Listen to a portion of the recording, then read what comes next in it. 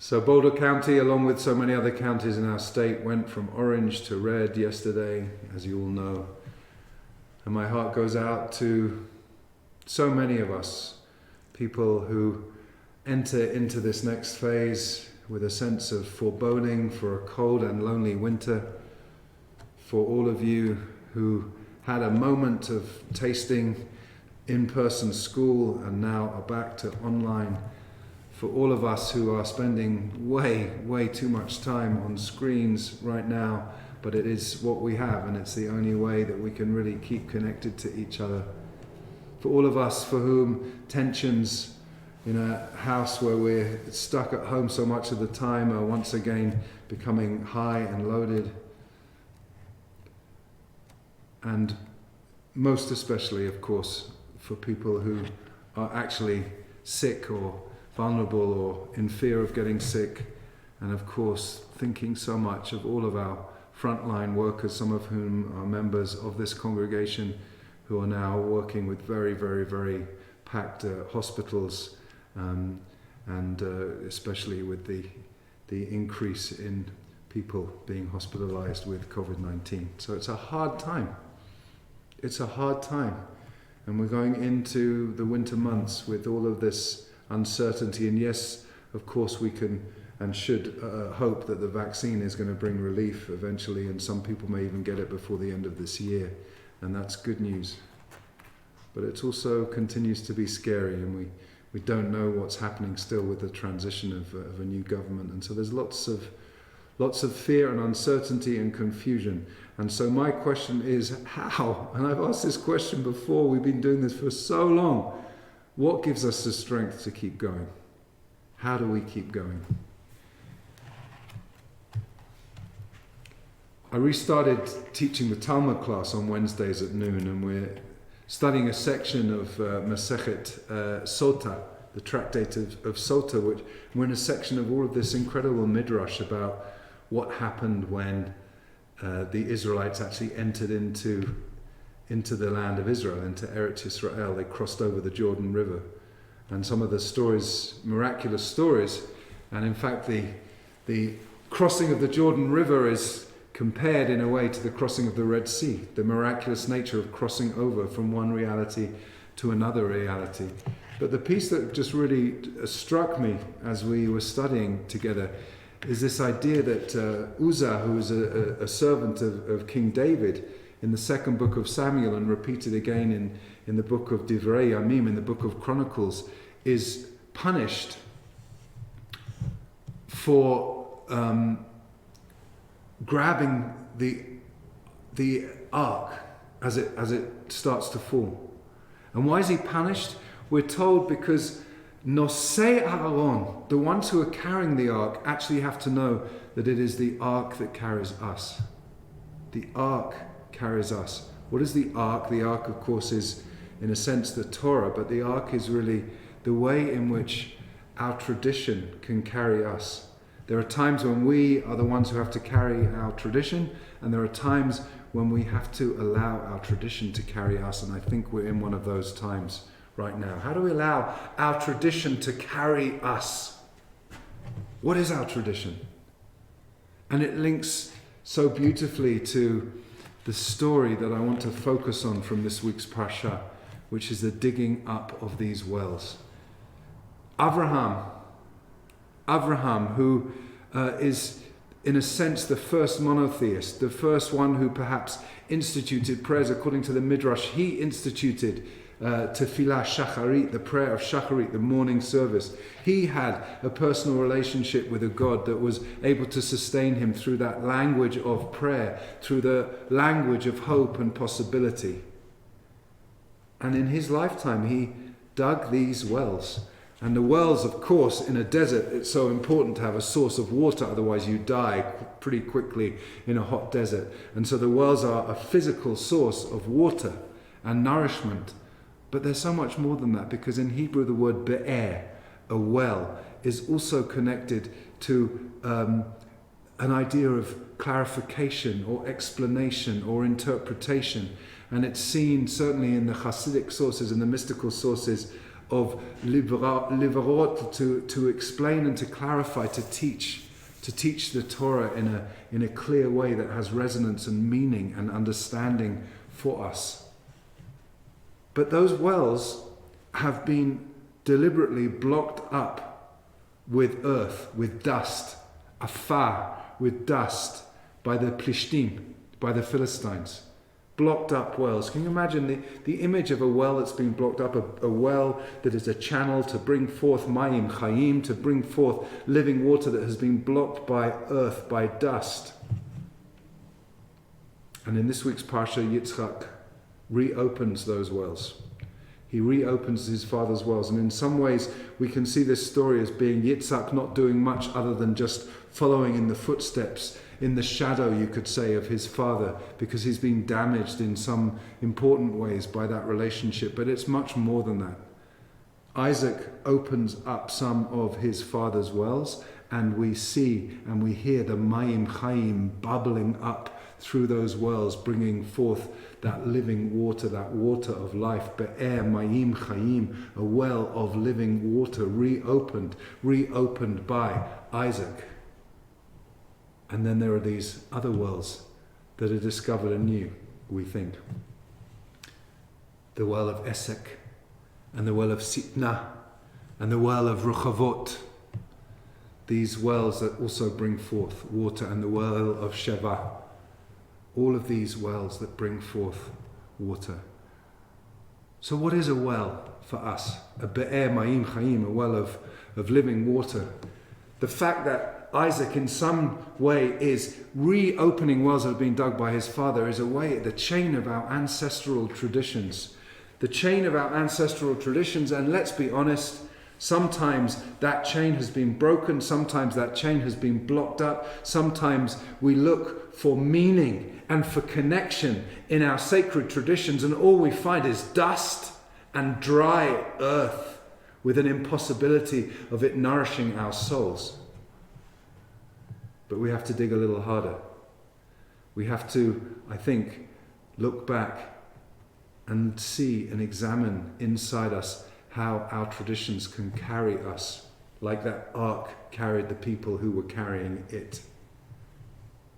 Mayim chayim, a living water. How do we refine that living water? How do we, at this time where it's so hard, where many of us are just isolated and lonely, where many of us have lost the connection to community, and with it, some of us have lost the connection to this sacred tradition that we are heirs to. The Hasidic masters really looked at this text as an invitation for us to do our own inner work, to find our own inner connections and our inner meaning through this story to our own way of serving, of avodah. How do we serve? How do we reinvigorate Jewish prayer, Shabbat, Jewish traditions, Talmud Torah, the studying of Torah, in a way that can keep us going, keep us breathing, keep us drinking in these waters during this very painful time? And it's all there for us. Even though we're not together, we're doing everything that we can to stay together. And yes, I know, well, I'm saying this preaching to the choir, because those of you who are watching, but there are lots and lots of people who aren't watching because they can't do this online Judaism right now. And I get it, I understand it, it's hard. But we are trying. We have prayer services multiple times a week. We have Torah classes multiple times a week. We have ways that we're trying to keep in connection with each other. But ultimately, it's got to be each of us as an individual who does the digging to find that water.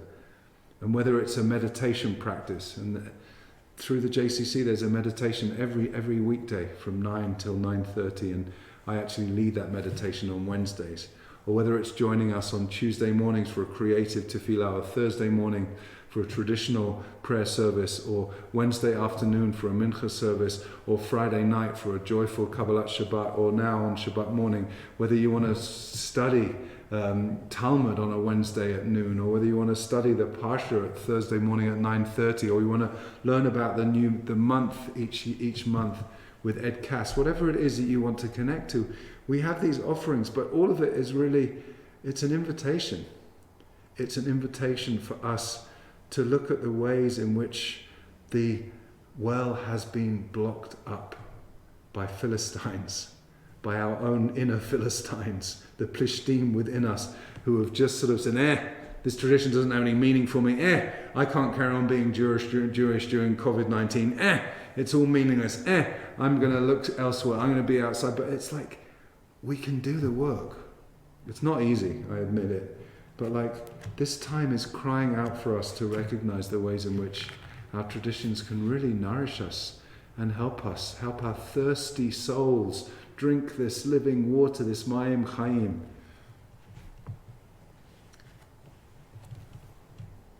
The Netivot Shalom, the Soloway Rabbi, the 20th century Hasidic teacher from Jerusalem, originally from the line of Slonim in Lithuania, he talks about these three wells of Esek and Sitna and Rehovot being connected to Abraham, Isaac and Jacob, and the midot, the qualities that they are representative of in Kabbalah. So Abraham is chesed, which is loving kindness, pure loving kindness.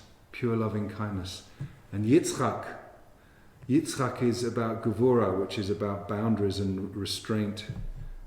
And Yaakov, who's born in this week's Parsha, is Tiferet, which is the balance between the two. And so the well that is connected to Tiferet is Rehovot, which is expansiveness. We can only understand expansiveness if we're able to integrate love and awe as these two poles which are seen as opposite. But there's this boundaryless way in which on its own can get us into all kinds of trouble. And there's the boundaried way, which on its own is like the dry earth, the dust. But the Tiferet, Yaakov, Rehovot, expansiveness is about the knowing that we have to have an integration of these opposites. The thesis and the antithesis and the synthesis between the physical and the spiritual. Look at the ultimate way, if we want to take the archetypes of Yaakov and Esav, we need them both so much. Look at the blessing that they get at the end of this parsha. It's about Tal Hashemayim v'Gashmei Haaretz. It's about the physicality and the fat of the land and the dew from heaven, which is about spirituality. And Yaakov is seen as an embodiment of spirituality because his blessing, he gets the Tal Hashemayim first and then the Gashmei Haaretz, whereas Esav is the other way around. And what that tells us is that we need desperately a relationship with our physical world, but we also need to have it watered from a spiritual world. So if we're just in the physical, then it's like that dry, parched earth that the wells are blocked with. But if we allow in the spiritual, then that earth becomes loose and we can undig the earth, or dig up the earth and release the Mayim Chaim, the font of a living, breathing set of new possibilities of this water. And Rehovot, this expansiveness, is also about Shabbat. And he says this. The Netivot Shalom says this. It's about Shabbat and the gift of Shabbat. You know, thinking about that idea of the ark carrying us rather than we carrying the ark, our tradition at times, and this is one of those times where we allow our tradition to carry us rather than us carrying and schlepping along our tradition with us like a bunch of rusty old wheels. If we allow it to carry us, it reminds me of the same idea with Shabbat, that very famous quote by Achad Ha'am, who said that more than the Jews have kept Shabbat, Shabbat has kept the Jews, right? Shabbat, it's different. I'm in a sanctuary on my own, it's different, but Shabbat has carried me through this time. I hope that Shabbat has carried you through this time, the ability to have a day that is distinct from the rest, even though it's harder to make those distinctions when each day feels like each other day.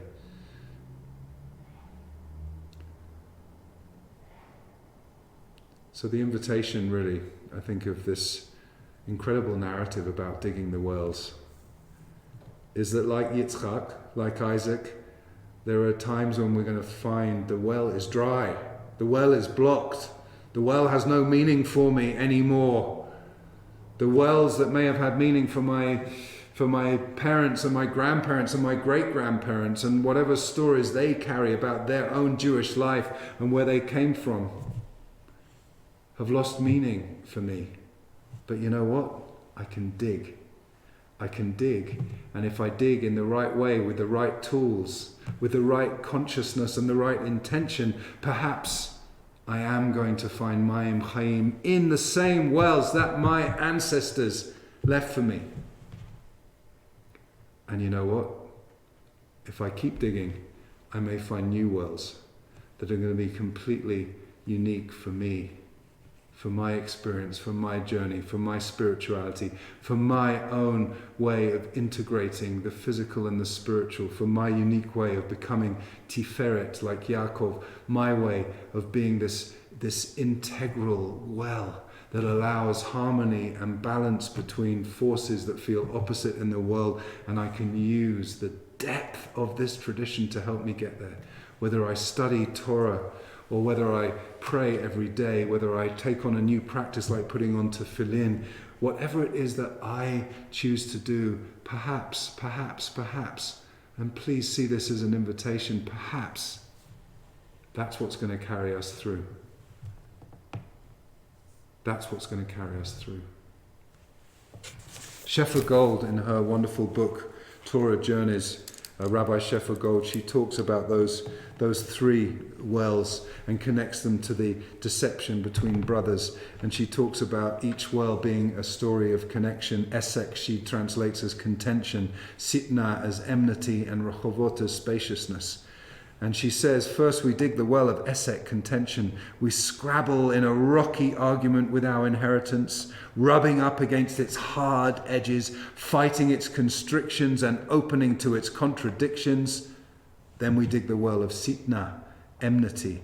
There we taste the contradictions of the tradition within us. When we come to know the suffering and struggles of our ancestors and the whole human family who have stood against one another, we cry out, Im kain lama ze anochi. Rivka's words, if life is like this, with so much suffering, why am I? At this point, the very moment of birthing, because that's the moment before Rivka gave birth to the twins, to Yaakov and Esav. At the very moment of birthing, we dig the well of Rechovot, spaciousness. The well of our ancestors becomes a fountain connecting the dark depths of our human story with the wide skies of awareness. In the story of Toldot, we learn of the tragedy of deception between brothers that results from the narrow belief in the scarcity of blessing. Our family is torn apart because of the tragic conviction that only one of Isaac's sons may receive his blessing. This system of limiting blessing and creating hierarchy is born of the belief that love and blessing are finite, that there are winners and losers. This idea is drawn from the well of Esek, contention. When I deceive my brother or attempt to steal the blessing from my sister, I am drawing on the well of enmity, Sitna, whose waters are poison, which will only drive me to greater thirst. From the well of Rechovot, spaciousness, comes the wisdom that our fates are bound up with one another. Your loss, your suffering is also mine, and true blessing is shared. At the well of spaciousness, I slake my thirst with the knowledge that the source of blessing knows no bounds, and that we are each capable of accessing that blessing directly. Accessing that blessing directly.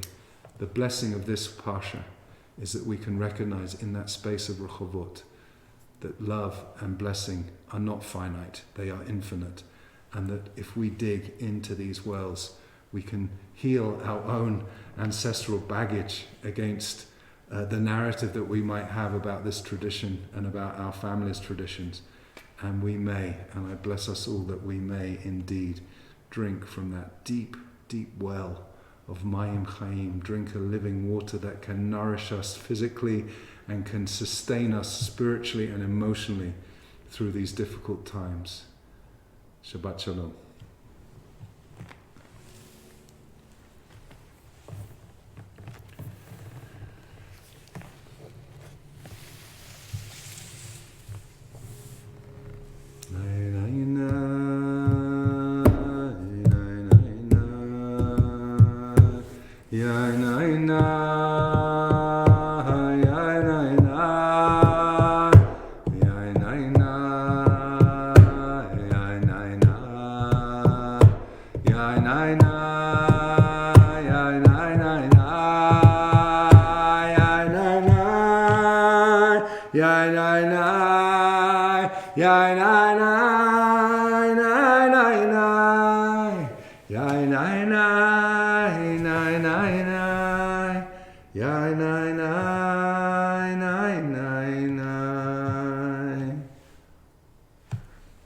You know, sometimes I feel like singing a nigun is like drinking Mayim Chaim.